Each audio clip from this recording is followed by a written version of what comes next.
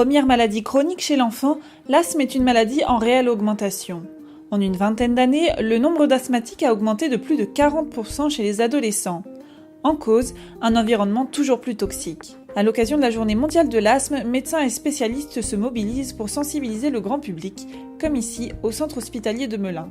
C'est une journée qui est importante parce qu'on va sensibiliser les patients à l'asthme. L'asthme, c'est une maladie fréquente. En fait, il y a 10% des enfants qui ont de l'asthme et il y a 5 à 7% des adultes qui ont aussi de l'asthme. Donc on va par exemple parler des allergies aux patients, on va les faire souffler dans un petit instrument qui s'appelle le Peak Flow pour mesurer le souffle.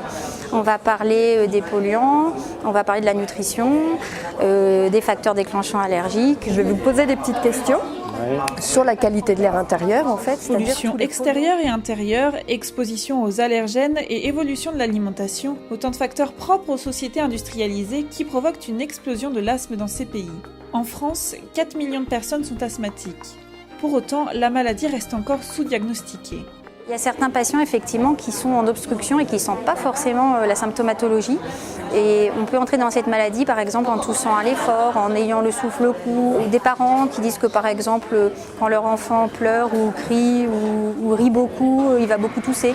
Donc effectivement on peut ignorer son degré d'obstruction. C'est un diagnostic chez l'enfant qui peut être vraiment difficile à faire d'ailleurs, puisqu'on ne peut pas bénéficier chez le moins de 4 ans d'épreuves fonctionnelles respiratoires comme on le fait chez l'adulte. Chaque année, 1500 décès seraient imputables à l'asthme en France. Des notions clés de prévention peuvent aider à vivre avec la maladie et à prévenir les risques de crise. En ce qui concerne la prévention, je pense qu'il faut vraiment adapter l'environnement. Ça, c'est un message clé.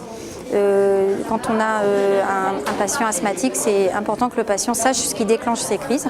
Je pense que c'est important qu'il soit observant de son traitement, qu'il ne l'arrête pas sans avis médical, même s'il se sent bien et que le traitement dure des mois et des mois et des mois. Un message clé également, c'est que le patient continue quand même à faire une activité sportive, qu'il ne se limite pas, quitte à augmenter son traitement. Et je pense qu'il est très très conscient qu'il existe les centres d'éducation thérapeutique où il peut poser toutes ces questions, indépendamment des consultations médicales, et où il pourra mieux connaître sa maladie. Et c'est très important de connaître sa maladie pour la maîtriser.